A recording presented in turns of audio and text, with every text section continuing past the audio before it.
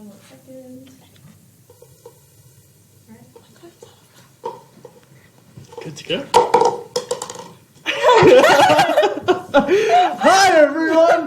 Welcome to the podcast. Awkward So finger it's guns. week 8 now. Wow. Was it? Yeah. Last time we recorded was week 6. So it's been a while. Hope Very you guys are doing well. How have you been, Zach? I've been going well. I've been doing good, you know, just navigating through life. Yourself? Through life, yeah. Yeah, The same. yeah, pretty good. Yeah, pretty good. I've Well- got 2 assessments to do next week, but it's chill. Don't miss that. So this week we are talking to the Savage Master himself, Simon Savage. Simon Savage. Such a sick name. Yes. So we'll be showing you the interview we had with him a little later. Besides that, we're going to do a recap of Health and Wellbeing Week and talk about the aquarium that we're going to Saturday. Yes, this Saturday, so... It's going to be fun. Yeah, Going to it's see gonna some be fun. fishies. Yes, so about Health and Wellbeing Week, it was a huge success, so thanks to everyone who participated, especially for the photo comp, and I'll be announcing the winners. Yes, so it's the Emotions Come and Go. So coming at third prize is Lachlan Henderson. Lachlan, if you're listening, congratulations. Second prize is, what's that name? Liam Van Deth. Van Deth. So, congratulations. And Round of applause. First prize goes to... Leon Yang. Congratulations. Sick job. Enjoy your Indota spa trip, and we'll be giving you your prize very shortly. I'm so jealous. You should have joined, but you're not a student anymore. So, the aquarium. The aquarium. You going? Oh yeah, hell yeah, You I'm excited? going. I am excited. I Do you wanna have see a the- favourite fish? No, No. No. What are you most excited for about the aquarium? I actually like the penguins there. The penguins. Yeah, They have penguins in the yeah. aquarium. They do. They Really? do now. Yeah, you go on this boat, Mm-hmm. and that takes you around all their like islands. You just get to see them interact with each Shit. other. It's so cute. They have their own personalities Very and nice. stuff. Yeah, yeah. So I'm looking forward to that. Mm-hmm. Possibly lunch afterwards. Fish and chips. Fish and chips at the aquarium. What else? The dugong. The dugong. Yeah, and it's lettuce lunch. The lettuce. Yeah, the lettuce lunch. The cows of the ocean. For real, like last time I went there was 2 years ago, and I waited around for the dugong show, but it didn't show up. Oh, hello, is it me? Or... Silence in the audience. So, guys, we have a live audience today, as Yep. always. Anyway, so as I was saying, I didn't get to see the dugong. That's a really It's sad lettuce, story. so hopefully this time I get to see it. Mhm. Yeah. How about you, Zach? What are you looking forward to? I'm excited to eat lettuce with dugongs. I always You got really... the same diet. Exactly. I'm basically a dugong. Yeah. I really like A that cow. like tunnel that you can walk through. With Oh it. yes. Love that. So very excited. Last time I went, I actually went swimming in that tunnel. Oh With really? the sharks. Yeah, it was Really? great. It was Wow. like my birthday, like 2-3 years ago. It was like the last time I was there. We should jump in again and just say hi to everyone. Love to. It was so much fun. So Put I've on some like always veggie smugglers or something. just swimming with the sharks and buddies.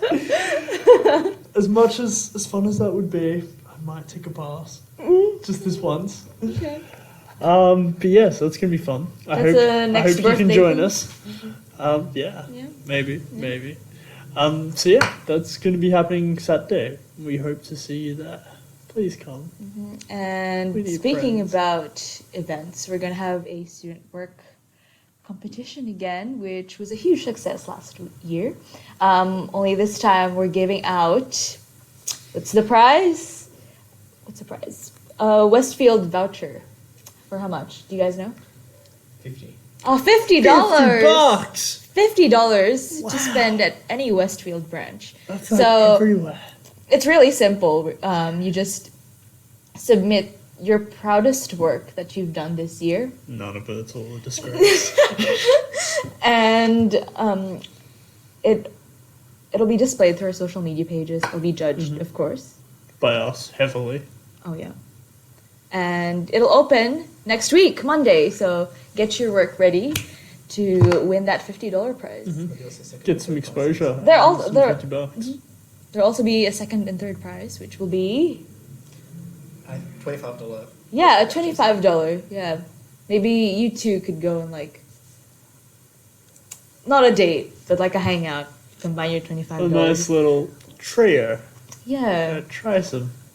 Yeah. So, what's the next bit? Yeah, so that'll open on Monday, week 9, until Friday of week 10. So get your cool stuff in. Yes, and the winner will be announced on week 11. So that'll be... Just before the end of the term. Yeah. Just in time for holidays. So you'll get to spend spend your it. money. Yes. On a pretty winter coat. Or whatever you so A desire. winter coat for $50. You'll find something. Kmart. Kmart will have it. Go to Kmart. No, you can't use Westfield vouchers in Why Kmart. not? What? There's no... Oh, No, you Big W, can't. Target, there'll be... Do they have them? No. Clearly I haven't... No one... I never win Probably anything, at so- Target. Anything Target? inside of Westfield. H&M. They've got some cool stuff.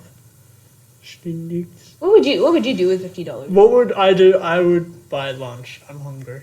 Dinner. Please feed me. That's what I would do. I would buy food. For you? What look about hungry. you? What would you get? I don't know.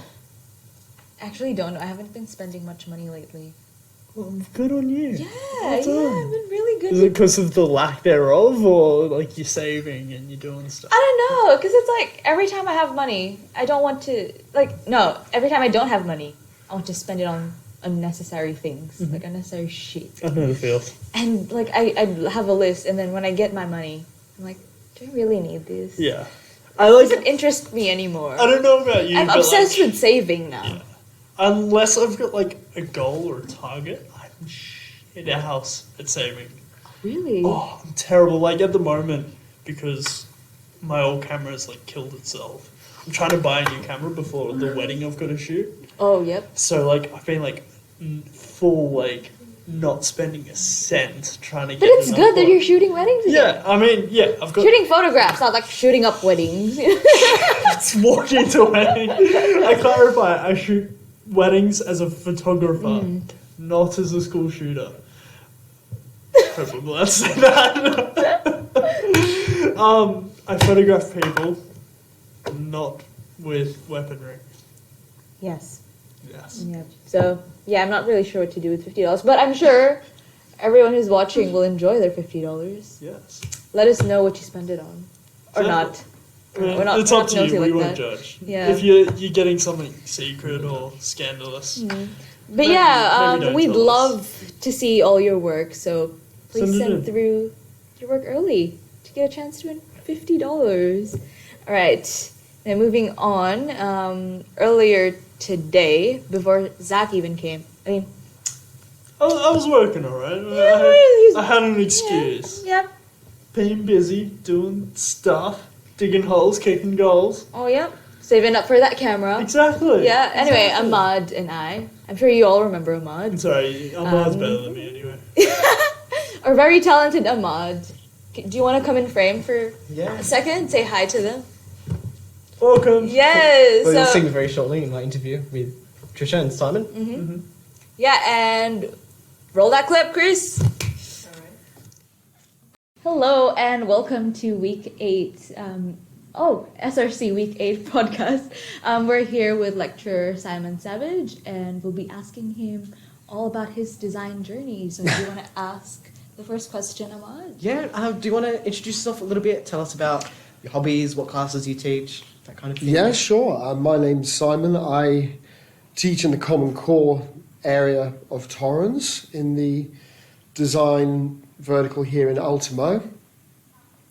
I teach mostly Design Context and Design Studio 1, sometimes Design Studio 2, depending. Hobbies, I would think collecting random defunct bits of junk, as I probably mentioned before. I do like redundant technologies, so I'm sort of hoard that stuff whenever I find it's lying around. Including, unfortunately, lots of records, which I play too much of, and that sort of thing. Any specific record that you're loving right now? No, not really. I play lots of jazz and some classical and some funk and fusion. And That's fun. that I've got like a set of Boston Pops, Rhapsody in Blue Yeah? set, and I used to listen to them all the time because like the Boston Pops used to do a lot of stuff for movies. Yeah. So when I'm listening to the songs, you can sort of imagine a sort of Yeah, Gershwin, absolutely. Yeah, this is very cinematic. they're fun. Yeah. Main character vibes.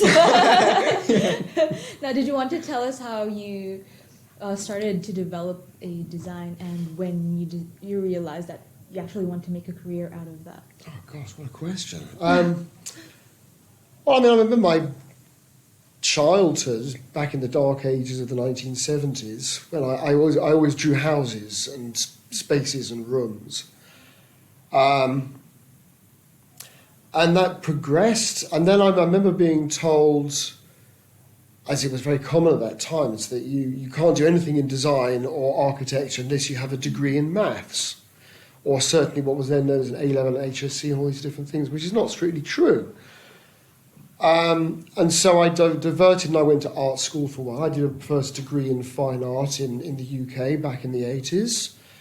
And I did a postgraduate in design in the Netherlands for 5 years in the late 80s and early 90s and lived there. And then from there started practicing design in Amsterdam. Oh, Amsterdam. A very long Wonderful time ago. city. It's a very curious, interesting place. So I lived there for until the mid-1990s and then came back to the UK and then continued there. I don't know if I completely answered your question in the context that you wanted, really. That's Yeah, that's good. so. Then it was after that you came to Australia. I was in London for a few years and then came to Australia in '98. Oh, okay.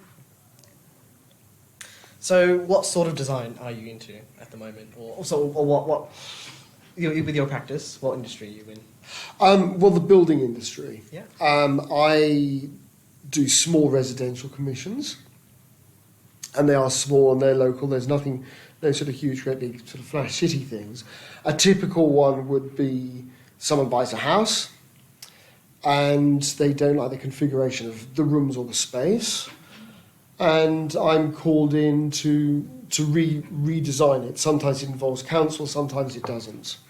And the typical thing, there may be a living area, a dining area, a sort of kitchen going into a bathroom, and the whole thing doesn't work, so I've got to sort the thing out. And that's a matter of just drawing it up and working with trades and seeing the thing through. Yeah. It seems like something you enjoy. It is, there's a lot of paperwork. It's a lot, but Yeah. just seeing the project come into completion. Oh, it very is, of course it fulfilling. is, yeah. Walking into the space and seeing the result of what you've come up with. Yeah, because Absolutely. I'm an interior design student and I'm very interested in the process. So. It's very quick. Yeah, it is. Yeah. So how would you Yeah. say is the design process was like during your early stages as a designer? Oh, back before computers and Yeah, all that back sort before of stuff. computers. Yeah. I remember being in London, and I thought about this, and I probably rattled this off to students before, because it's an interesting one. I remember we did a house in North London, and it was an entire project where the house was going to get ripped out, go to council, refitted, furniture, the whole lot, and so on. And I think that was been about 1993, 94, 95, thereabouts, say the mid-90s. I thought, what has changed now? Because I did a similar job back in 2013. I thought, what's the difference between the two? And I remember in the mid-90s, you did everything. I didn't use CAD, or I did everything by hand. You had these huge, great big drawings. And I remember Big drafting table. and rotoring pens and all this sort of stuff like that. And I remember I would do the drawings, and I lived in East London, and I phoned somewhere up in Shepherd's Bush in West London, say, can I make an appointment to have these things printed? They say, well, can you come Tuesday week? And so you have to wait till that sort of happens. And you take it in there, and you went to this incredible place full of these enormous printing machines. And I think they're photostats or something like that, this stuff is landfill now, and it's you get the stuff and you get these drawings back. So you had to make sure you didn't get anything wrong, because it's not like these computers that we have now where you can just press delete or undo. whatever. Yeah, undo, exactly. No time for last-minute revisions. Yeah. So I thought, well, the process of design has speeded up because of these wonderful computers that we have now. But the process of actually creating something isn't really, in the context of what I'm talking about, any faster at all. This house took about 6 months to do in the mid-90s, and this house in 2013, 14, 15, whatever it was, took about 6 months to do as well. Oh.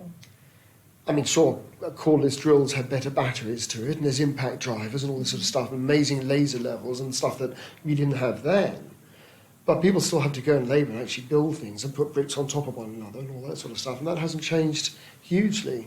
I suppose it's just become more convenient and easier to do things, but it still takes just as Yeah, it's more coordinated now, because in those days there weren't really mobile phones. You'd have a site phone, and that would be the one thing that everyone would talk through. Oh. You know, there's no Excel, and there's no Gantt charts in the way that we know them now. I mean, there were then, but it was different. So, Very interesting. yeah. Thanks for sharing that It's with a us. different world. Yeah, I can't imagine studying design and architecture back in your time. Well, you studied manually. A lot of it was you learnt manual drafting, as it was called, and all these different things. It was what you learn is really no different from what you learn here, because it's just progressed on. That's true. It's just you're doing the same thing, but just on a That's computer right. instead of on Yeah. paper. Yeah. Now, out of all these projects, like from the entirety of your career up till now, what project did you fully enjoy doing? I enjoyed projects of different things, really. Just if you've got like a favourite. Well, I like that one there were two. I like that one in England because it was, we were so free to do. It was a pop singer person, person older than myself, so he was famous in the early 80s, I suppose. And they were pretty flexible with what there was. I mean, that was a really interesting learning curve. You learn, as you will learn. I remember we bought a very nice bright pink sofa from Heels of London to go into the thing was being done. Of course, the thing wouldn't get up the stairs. We were cutting our teeth, so we had to. The first floor window had to be removed, and it had to be craned in, which was quite exciting. I mean, it wasn't a huge. I make it sound far worse than it is. The one I liked here was a project I had in 2003, something like that, and it was a client who just said, "Go do whatever you want to do." They had a large collection of paintings and antique ceramics. And they said, "Well, we don't want any colours want any walls of any neutral colours whatsoever." I had to spend, I don't know however long. I think I specified about 32 different colours for this place. I'm going to say colours; they're not bright garish. There are different tones and tints and so on. And they were open to anything at all. Would you say the creative freedom does it make it more challenging? Or Oh yeah, it's way more challenging. I found, yeah, it's when you're given no restraints. I mean, it is challenging, of course, when you get the opposite as well. Funny enough, they phoned me up 2 years ago and they wanted to do the place up again. So I went back and redid the designs I did 20 years or 15 years before. Was it an iteration of what you've done, or were there minor changes? I was a kind of both. Some of it was just changing bits, but the outside of this building, which was, I think they were bored with the navy blues and salmon pinks or whatever the heck it was. And now it is, I think, deep greys and lime greens. And it's brilliantly hideous. It's almost it's kind of postmodern in its approach now. What a color combination. Yeah. Just long as the trying to client's envision happy. that. They liked Yeah. it, so yeah. Otherwise, I can't think of any other ones, really. I don't know.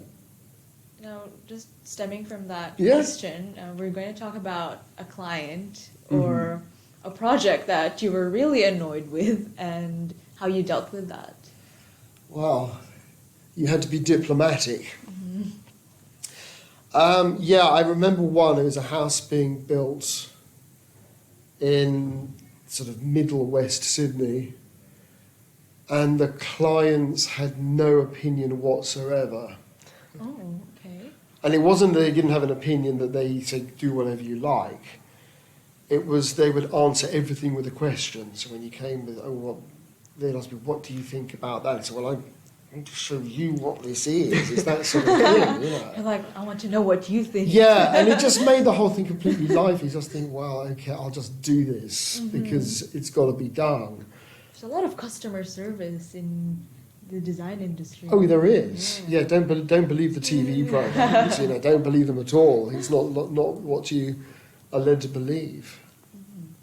I know that there's a lot of sort of designers that say when they go into the field, they don't realise how important it is to be able to communicate design to people who don't understand design.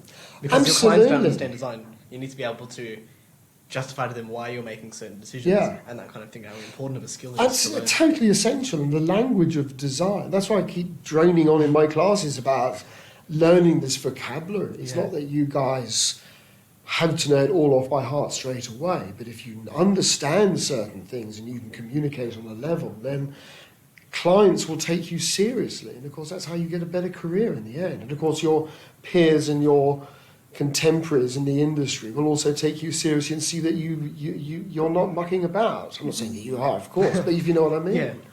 It's really important. So yeah, again, I'm preaching. I should stop that immediately. So, with your design career, when did you decide that you wanted to take design? When did you decide? Gosh, I'm trying to think when that was. It was a long time ago. It was when I started. There wasn't really lecturing in what you know now. I mean, I started 10, 15 years ago or something. At this college, or? Well, it was a different form. The university has Well, it was a different form. cured other The schools in university different areas. has- Well, it was a different form. Cured the rocks. And it wasn't lecturing in the context of what we do now. It was far more, I think it's vocational, so it's far more hands-on. I must prefer what we do now because I enjoy giving lectures and introducing you guys to new things and also learning from you, which is something that does happen, which is good fun for me. I got into it by accident. Oh, really? And I don't mean that with any disrespect to the industry or anything like that. It was just unexpected. I had a call from I used to get published way back in the 2000s and something in various design magazines and all this stuff. And I got a phone call from an editor of a magazine that I got on with who did some featured all this sort of stuff and said, I've got a phone call from this person and they're looking for people to do guest teaching or something like that. I don't remember the full story now. And I went along and met these people there and ended up working there on a part-time. And it kind of got gradually more and more. I learned very quickly that the saying that people say, oh, if you teach, it doesn't mean you can't do it, is absolutely fundamentally wrong. And certainly the people I work with now and back then all had their own fingers in the industry doing various things. I enjoy it. It's fun. I like communicating. I think you had to enjoy hanging out with people such as yourselves, in order to do it. It's interesting. Yeah, design is as much as design is a very social career, so is lecturing. It's all about people. Absolutely. Yeah, it's all about collaboration. Yeah. I couldn't agree more. So I can imagine was it a big learning curve for you to learn how to teach, or did it just come naturally? You would have to. The natural. I don't know. Have to ask the students. Yeah, the learning curve would come across the process of communication, really, because what I teach. I'm only thinking now when I started also, which was various parts of interior design. Let's take 1 point perspective for an example. I knew how to do it anyway, and I knew what it was about, so I could communicate what that was. How I communicated it at the beginning may not be as polished as how I did it, say, a couple of years on, but that's, I guess, the process of learning how you teach as well. I'm not entirely sure about that, really. So, but I mean, again, also having moved into Common Core and stuff, I've diversified, and you can bring loads of other things into it. Yeah, that's true. Although it's still hard for me not to sort of instinctively sort of bring other architectural stuff into it. Anyway. What would you say is probably the favourite part, or your favourite part of your job as a lecturer? Oh, it's communicating with you guys. I mean, without a shadow of a doubt, I'm nosy. I like to know what people are doing. That's so. Yeah, I without a hesitation. Because that way you get to learn from us as well. Well, you do. Yeah. I mean, that's not just a bit of sentimental claptrap. It's absolutely true. As I was saying earlier on, now us Gen Xers are middle-aged old geriatrics, so we do learn off you youngsters. Well, I know you do Definitely. ask often in your class for us to bring in things if we've got something relevant. Yeah, it's that you want to great. suggest. Because, just to see what you guys are up to. It's also continually fascinating to see what your generation is interested in. I mean, it's alarming as well, because it reminds me, as we were saying earlier on, about when I was your age, what I was interested in was no different. You're interested in typewriters, I was interested in Bakelite radios. The psychology is the same. Remember, you were saying in one of our classes, sort of, we'll be looking back in 50 years at the technology we're using now and thinking, how did we manage with this primitive stuff? Yeah. It'd be crazy to see where it goes in the future. We should find out. Well, I'll probably be in an old people's home, but we'll find out anyway. And would you say that you have any regrets, sort of avenues of life that you wish you explored? Like, if you weren't doing design and teaching... Oh, if I wasn't doing what would this you be at doing all, instead? because I don't have any regrets about any of this. Oh, I mean, I remember when I was your age, and I was in Amsterdam, and I got offered this glittering place at this at the Rijksakademie in Amsterdam, and to go on to this thing called Atelier 63. And I was too pig arrogant at the age of 21. No, I don't need to do that. And I realise now exactly what it is that I turned down, which was this glittering opportunity. But I mean, hindsight's a great thing. Doesn't really matter. Otherwise, no. I mean, nothing about this. And what advice would you give young designers? Oh, wow. I think probably this is going to sound completely twee, but just to believe in what you do and do it. And don't always heed what people say, not in a constructive educational way, but people throwing opinions at you. It's really easy. I mean, think about when I was your age, when I was studying, it was really easy if someone comes and says, oh, what are you doing, blah, blah, blah, that's not, and you think, oh yeah, I better go and just trot off and do that. Don't ignore all that crap. Just focus on what you want to do. And now, of course, the opportunities are so huge. And, where you can go with all this stuff. This technology now has opened up something which my generation, when we were your age, couldn't even dream about. We couldn't even conceptualise this stuff and how you can pursue. I'm waffling a little bit about it as usual, but yeah. I'm sure there will be jobs that, within the next 10 years that we'll never heard of, that will start reappearing. You'll start creating. Start appearing, You'll start creating your own. Yeah. There's already a lot of, as we look through, a lot of the jobs that exist now didn't exist 10 years ago. Oh. That's true. Yeah. I know. There's a lot of emerging industries in the design, like sub-industries in design right now. Yeah, I think you will start creating your own pathways. Definitely. That's really exciting. And if you could say anything to your younger self, what would it be? Oh. Oh, don't listen too much to silly old people of my generation who speak loads of nonsense. Really, I think about when I was at university, and it's very different from where you are now. The whole setup was, and whereas now you're given all this fantastic freedom and scope, and a lot of times in my day, it wasn't like that. Oh no, you can't really do that because of X, Y, and Z. Well, no, you damn well can. And that's what. It's interesting. I think we take for granted how much choice we have in what we want to do with our career. you know, you can wake up one day and decide maybe you want to do design, and you can do it. It's fantastic.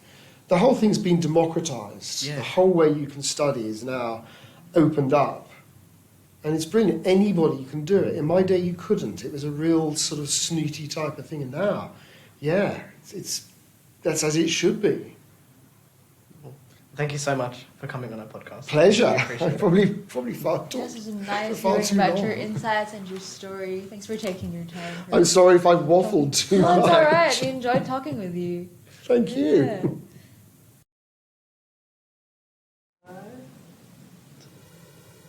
And we're back! Back.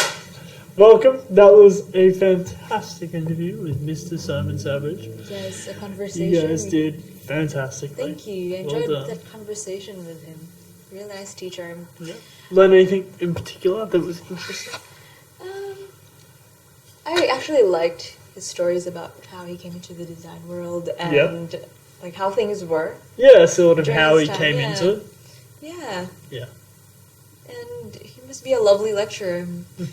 Yeah, he was fantastic. It was great having him. Kind of sad I didn't have him for any of my Common Core subjects, but it was nice talking to him today. It was actually my first time meeting him today, so. Very Yeah. nice. Very nice. So that brings us to the end To the last segment. of this podcast. So, what we would like from you, our lovely listeners, many of you, is we would love to have some questions from you so we can answer them in the coming weeks. So send them in, DM us, slide in, as you do. We'll be pulling up Yeah. a survey thingy on our Instagram story. So shoot us your questions. Or if you watch the stream, just ask us a question, just go for it. And besides that, have we got anything else? Oh yeah, our guest next week will be Coco, one of our SRC members. Do you want to come in frame for a second? She's pretty cool. Yeah, she's really cool. What She's gonna does she be do? Hi everyone. So she's going to be talking about... This is Coco. Hi. What are you going to be talking about next week? I'm going to be talking about mental health and my experiences with mental health over the last 5-ish years and kind of giving my insight on how to deal with stuff. So if you have any questions, feel free to send them in chat or on our Instagram. SRC Ultimo. So yeah. And your questions will be completely anonymous as well. So Yeah. don't be shy. Cool. Bye. Bye. All right. Have a good evening, everyone. And thanks again for listening to our nonsense conversation. Yes. Yeah. Tune in next week for Yeah. more nonsense. Toodles.